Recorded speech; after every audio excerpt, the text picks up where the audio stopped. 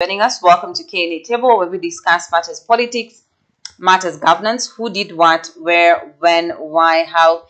And of course, as usual, when you talk about politics, when you talk about governance, we never fail to ask the question, how much money was used, how much money is going to be used, and how much more or less is the taxpayer going to spend or incur now and in the near future. I'm joined by Mr. Henry Nyamwe, who is going to be our analyst for today. Karibu sana. Yes. Yeah. So we're going to take a look at things that have been happening, things that have been taking place in our country, Kenya. Of course, right now we know that the price of fuel again is at an increase. And this is barely 2 months since the previous increase that led Kenyans, of course, to protest as well as complain a lot, especially through KOT, because of the increase in living standards. Now things are more expensive, commodities are more expensive, and all that. And still, we are in the season where the resumption of the bipartisan talks has taken place, of course. And we're looking forward to seeing the outcome of the discussion, seeing that November is near, which is the deadline of the discussions. We have also seen a lot happening, especially in what is happening in Athi River with houses being demolished. But yet again, every single day, we never lack something to talk about, Before we get even into what stories that we are doing today, what's your take on what is currently happening at the river? Actually, with what is happening at the river is inhuman. It's not good. Because we are always talking of building affordable houses for shelter for all. That's actually what the president is always telling Kenyans. Yeah. But if you see with what is happening at the river, it's unfortunate that we have a government that it doesn't care anymore about his own people. Me personally, I've gone there. I've seen, apart from the media and the information is given through the media, but I've gone there personally. I've seen, even today I was there. I'm telling you, you can even cry. You can even, if you are a human being who love people, who love other people, a Kenyan who love other Kenyan, you must cry. Whoever who goes there leaves crying. Because what is happening there, schools have been demolished, and some of them this exam time. Oh, yes. Churches, people who have been settled there for 13 years. I'm telling you exactly because I'm from that the ground. And what I'm saying here openly is what I've been told by people. That they have been there for 13 years. No. And you see, this land was for, I think it was given as a lease for Portland Cement and the company Portland Cement. And the lease, normally takes 99 years. So, after the expiry of the lease, then the owners were told to come and settle the land. No. And even title deeds were processed, have already been processed, were ongoing through processing. So, before, even the case is in court, and actually, we were reported on any court order, and through that court order, they came and started demolishing, even without giving notice to those people who are staying there.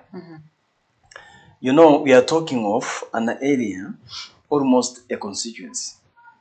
It's a very big area. We went round today until actually we got tired. So it has over 5,000 registered voters. That's a huge number. It's a huge number. Yeah. Even the plot itself is big. So nothing is left.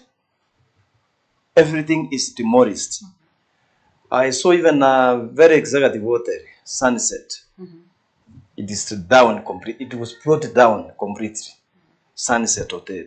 We were told that even the governors used to go to that hotel. No. So it is an hotel which the owner might have actually spent a lot of money. Yeah. So actually what is exactly happening there is inhuman. It is not good for the country that the president is intending to build affordable houses. How do we call this? Housing units. No. Now we are wondering, those houses that have been brought down completely, na zile ambao zinaenda kujengwa ni aina gani? Kwa nini wangeenda wachenge mahali watu transfer watu kwenda huko? Yeah. Because it is a Kenyan land. And if the lease expired, why could it not be given to the owners?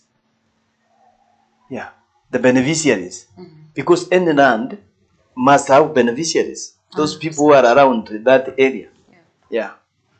And it's really sad seeing what is happening there, but we hope that the government is going to intervene and find a solution as soon as possible. I don't know, interacting with the people, what are they planning? Like, what is their next step from Let there? me tell you, I've told you that they were never given notes. Yeah. The only another thing I have to tell people, and you might also know if you are not aware, is that there are a lot of GSUs there and national youths anyways. I think if I'm not wrong, they are the ones who are demolishing, and several bodies cars around and along that area. Thousands, hata hii magari kubwa ya nini, GSU yenyewe. Meaning, the government is behind that demolition. It is behind. Yeah. Because if that property is for an individual, what do you think the government can go there to do instead of protecting its own citizens? Yeah. Instead, it's the opposite now. Wanasuia, yani wanasimama si properties siharibiwe, wanasimama nyumba To be demolished. yeah, siharibiwe. Yeah. But anyway, we're looking forward to it's such a sad state, and we are really sorry for those who are going through that at the moment. And actually, you know, the president has left to the outside. Yeah, to China. China. And this is what exactly he did last time. When Fuel was going to be announced the following day, they left 3 of them. The president, Gachagua, and Mutavati. And this is exactly what is happening now. He has left. When he come back, you realize that different stories are on the ground. I'll probably address it if it's related to the government. I'm 100% sure that, okay, I'm not 100% sure because this is Kenya, but I'll probably address it. But meanwhile, we're looking forward to seeing what solution is going to come out of these demolitions, because as you've said, what's the use of creating housing units whereas you're demolishing where people have stayed Those for, ones who are ready, 13 plus years, you know, that's over a decade, you know. But guys, to our viewers, that is what is currently happening at the river. Of course, we're still going to keep you updated on the current happenings that ziko kule kwenye ground. Stay tuned to Ken News Alerts, as well as our brother channel, that is Channel 7 News TV East Africa. Now, speaking of houses, tukivuka kwa nyumba. Now, over the weekend, we had the Thanksgiving ceremony for in Siaya, that is. And we saw a couple of leaders come out and talk about the current state of the nation. Now, the Right Honorable Raila Amolo Odinga, of course, made some controversial remarks, which sparked a lot of different reactions to Kenyans in regards to who he is going to endorse for the 2027 presidential elections, and also citing or hinting on his deactivation from active politics. But of course, he came out and clarified that, which we are going to be addressing in the next few. We also saw the likes of Kalonzo Musyoka, that is talking about or addressing the issue that 2027 is actually going to be a walk in the park, you know. And before we get into analyzing what happened over the weekend, also Raila's remarks today, let's just listen in on Raila as well as Kalonzo, and then we'll be right back. Mulijitokeza, sio? Sio. Sasa bado jamaa hawajaelewa. Bei inazidi kupanda kila siku.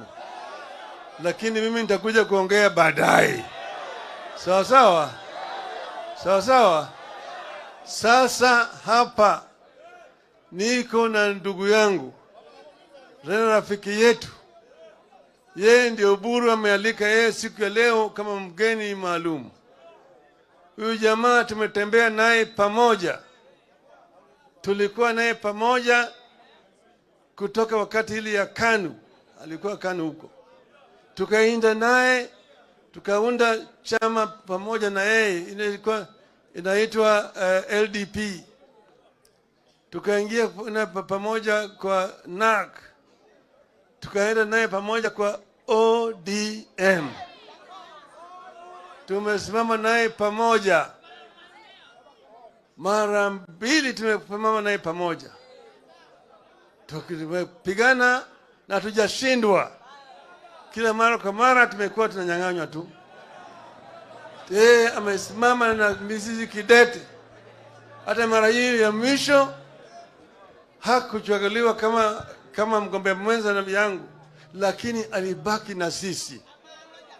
Alibaki na sisi. Jamaa ana moyo. Jamaa ana ukakamavu. Jamaa ni mtu ambaye unaweza kumwamini. Yeye ni mtu mwaminifu. Yeye tena ni mtu Mkristo. Yeye ni mtu ana tabia ya ungwana. Ana upendo. Ana upendo kabisa. Juzi nilisikia kama Ruto alikuwa pande anasema tu, mimi najua baba hata simama. Sasa mimi nitakuwa na Kalonzo tu. Anaongea juu ya Kalonzo kama Kalonzo ni kama yeye. Kalonzo ameshinda bwana Ruto mara 10.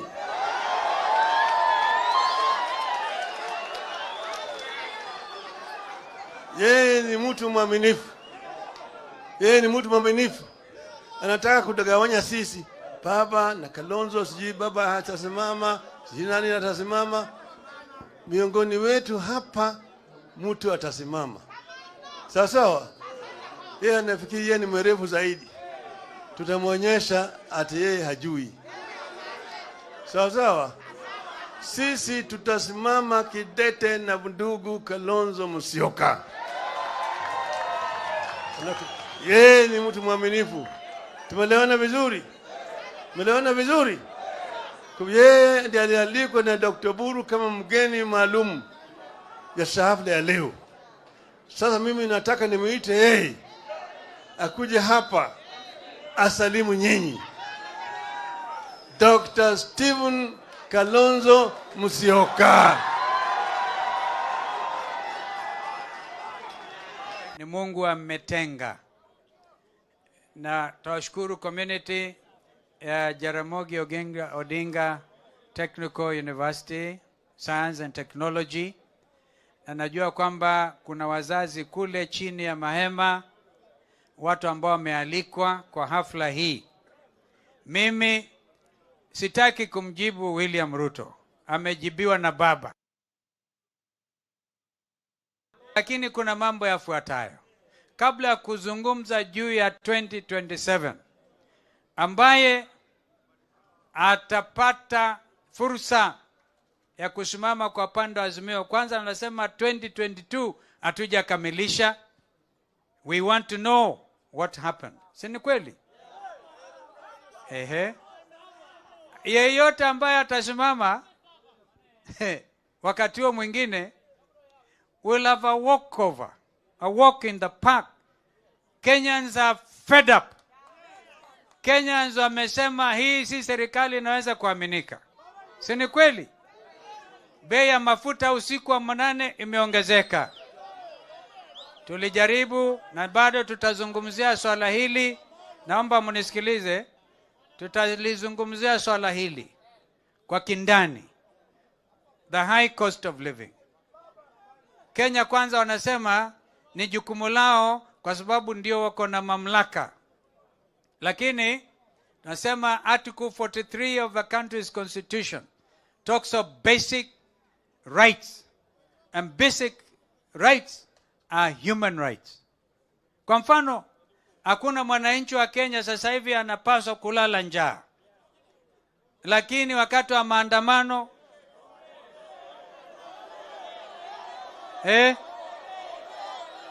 ngoja kidogo. Just allow me to conclude. Tulikuja hapa juzi baada ya maandamano kuzika tukawazika. Kwa sababu gani? Waliuawa wakipigania haki zao kama wananchi wa Kenya. Haki ya maandamano, Article 37 ya katiba inasema wazi, the right to picket, the right to demonstrate, provided you do so unarmed. Na kuna mtu alikuwa tayari kupigana na polisi. Polisi ndio walikuja kuua watu wetu. Ni kweli si ni kweli? Na wao badala ya kwanza waajibike. Sasa Kenya inasema to reward kila police squad wanapelekwa Haiti. Umesikia hiyo maneno? Is it a reward kwamba umeoa watu yao? As we speak, watu wanapigwa mishale Sondu. Kwa nini kwanza wa sort out shida ya Sondu na kwingineko? Insecurity. And I want to say, it was Martin Luther King who said, the threat of injustice anywhere is a threat to justice everywhere. So we want to put everybody on notice kwamba nchi hii inatawaliwa na katiba ya 2010. Sasa hivi tunaona vile katiba inafanywa kuhujumiwa. Jana na juzi na jana, watu wa Machakos County kwa mfano wameamka, wamebomolewa manyumba yao. Watoto wajui wataenda wapi, watalala wapi, mtihani unaanza, hawajui wataenda wapi. 3 primary schools brought down. 5 churches brought down. Hebu sikilizeni. Hii ni katiba gani hii serikali inafuata? Because those are basic rights. The right to the freedom of worship is guaranteed under the Constitution. Kwa hivyo Wakenya nadhani wengi tumeona. Next time hakuna mtu atakuja kudanganya wengine namna hiyo. Kwa hivyo mimi nimekuja leo kuhakikisha kwamba mimi na ndugu Raila, timu ya ODM, timu ya Wiper, Azimio nzima iko hapa. Yule hayuko hapa ni Mother, dada yetu Mother Karua, na mtapatiwa salamu zake. Mtapatiwa Kioni, mtamuona Kioni, mtaona Wairia, mtaona ndugu Eugene wa Malwa na Wajakoya. Si namna hiyo? Kwa hivyo Azimio tuko imara. Sema imara. Nyinyi mko imara? Wangapi wako imara? Nataka nione. So tumekuja kuonyesha urafiki. Tumekuja kwa sababu ya undugu na urafiki. Na ndio kama tungekuwa tumepanga vizuri, ndugu Raila, remember yesterday kule kwa Senator Kiyo, I just said wangapi watanisindikiza wakaja. Hata nimeona ndugu mwingine hata Wycliffe Oparanya. Nimemuona hapa. Hata Kioni ameingia sahi. Kwa hivyo nataka mjue tuko imara, and we are going to stand firm. We are going to say no. You can never take this country backwards. You can only take it as far and compare whatever you are saying, matamshi yako ilinganishwe na katiba, because that is our collective vision. as a people. Tunajua wengine walipinga hiyo katiba, lakini they swore by the same katiba. Wameapa kwamba atalinda hiyo katiba na kuitetea. Na ndio sisi hatuogopi, hatuna hofu, hatuna chuki, tunapenda nchi yetu mbele ya mambo yote. Na tunamheshimu baba kabisa. Wangapi wanaheshimu Raila Amolo Odinga? Yale alifanyika Turukana, hebu fikiria, yale alifanyika Turukana. Na tunajua waliipanga. Wanamuinvite baba in writing, come to Turkana culture or something. Na gavana wa kule ni wa ODM. Yeye anakubali kutumika na wale ambao anaogopa. Wengine tunajua magavana wengine hawana documents, hawana academic documents. Wanaogopa pengine wakisimama na Raila wataulizwa maswali. We are there, we are senior council, we will stand for you. Lakini usiogope. Wewe usijaribu kuleta fitina, atunaambiwa Raila akija mpigie makelele. Raila akipigwa makelele na watu 10, dunia nzima inasema Raila hoye. Raila hoye. Kwa hivyo Kenya hii, mimi ndio nimekuja na wenzangu hawa upande wa Wiper kusema na Azimio, yule pengine amkwashwa wherever ndugu Uhuru Muigai Kenyatta yuko pamoja nasi. Si namna hiyo? Kwa hivyo mjue the majority of Kenyans are standing firmly na baba Raila Amolo Odinga. And they are not doing it blindly. Hawafanyi hivyo kwa sababu anasema, unajua akisimama kuongea anasema haya, watu anaanza, sio kwa sababu ya vile anazungumza, ni what he has been to this country. And this is why we are here, to remind ourselves and to tell us we have a journey to accomplish. This country is not free. Kama mzee Jaramogi Oginga Odinga when he said not yet free, not yet Uhuru, siliandika hivyo. So leo mimi nafurahi zaidi, na sitaki kuongea mbele ya hayo. I think I will now call on some other friend, maybe ndugu Raila akuje. Yes, so that is where we're currently at in the political spectrum in Kenya. Now, if we could see what happened in Turkana, of course, because Kalonzo has mentioned it, and Baba's response after the incident, stating that sending all the praises to Kalonzo Musyoka, which led Kenyans to believe or to feel like he has endorsed Kalonzo as a presidential candidate for 2027. Hizo praises unazionaje tu like individually first of all? Anyway, if you have not forgotten, you asked me the same question last time. Yeah. About did Raila endorse Mutavat? Yeah. I think you remember. I mean, Kalonzo Musyoka, yes. And I told you yes. Oh, the question was, will he endorse Ruto? But you told me he will endorse Kalonzo Musyoka. But I told you, yeah, Raila must stand with Kalonzo. Sometimes when politicians talk, what they, yani ile kitu wanaambia public, ujue ni tofauti na ile imefichika hapa. Yeah. So, to me, it's openly that Raila endorsed Kalonzo.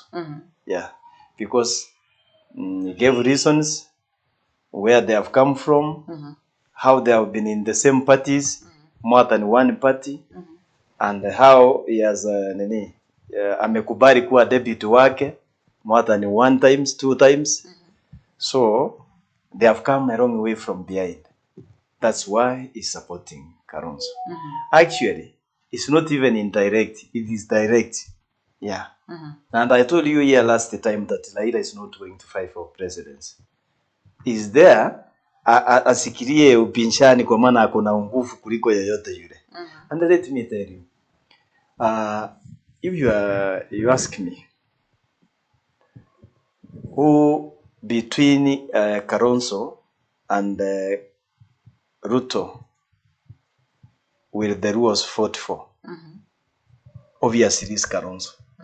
85%, especially with this ailing economy. 85%. You see, But that is under the condition that Raila is not going to fight for presidency. Yes, but it's obvious. Yeah, it's obvious. How unajua mtu mzima mzee kama yule sasa hivi declared actually. Yeah.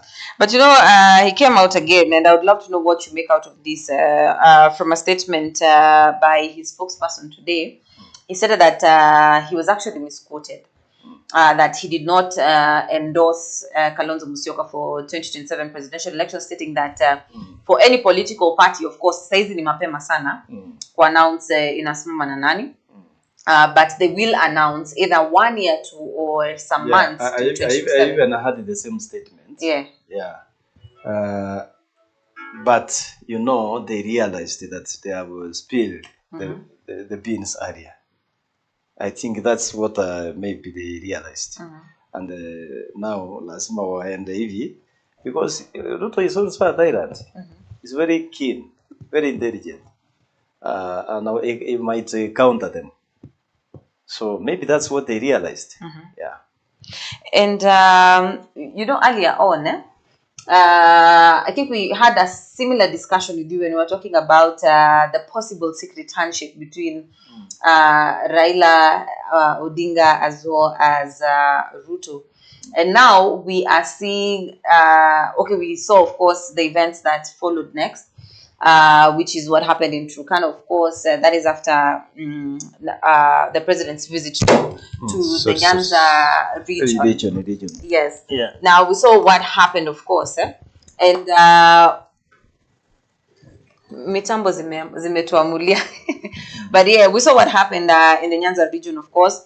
What followed was the Turkana visit, where Raila Odinga stated that Ruto was actually informed that he was going to be denied the opportunity to talk or to speak, you know. Yeah. And then now we are seeing here back in Nyanza during the Thanksgiving ceremony, Raila praising or sending praise to Kalonzo Musyoka, and also talking about Ruto, stating that Kalonzo is actually 10 times more or 10 times better than Ruto. Yes. So what does that bring about the speculations that we had that Ruto na Kalonzo na Raila wako in the same page? But you see, that's how politics is. Let me tell you, politics has no boundaries. Politician can speak today about yani watakuwa na kitu ingine leo, kesho mambo ingine tofauti. But actually, even between Ruto and Gachagua, kuna glaring nini, kuna mambo sio mazuri sana ukiangalia. Ni vile they have realized actually, ndume mbili zimerealize kwamba iko hivi na hivi na hivi, unaona. So let me tell you, Raila is very intelligent. You know, people outside they say, oh, Ruosi hawajafanywa maendeleo wa opposition. Hebu niambie Kavira imefanywa maendeleo kama wa Ruosi. None. That's what the people don't know. When Raila said Kibaki tosa, Kibaki alienda Ujaruoni kufanya maendeleo. Naam. Again coming to Uhuru, Raila alisukuma Uhuru. Kisumu ni city kuliko city zingine hizi. Unanielewa? The first week, of Ruto sworn in, swearing in. Where did he go? Homa Bay. Ruto has gone more than 4 times to Ruo Nyanza. No.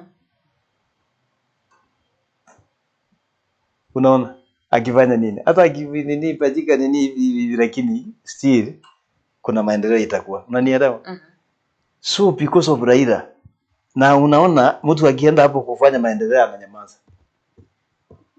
So Raila is very intelligent. Ameinua Wajaluo vibaya sana. That's what people don't know. So what we are saying, mbali na Ruto na Gachagua still wako na shida. Because Kikuyus will not support Ruto 75% as they supported him. No, they will not. They might end up even not voting for him.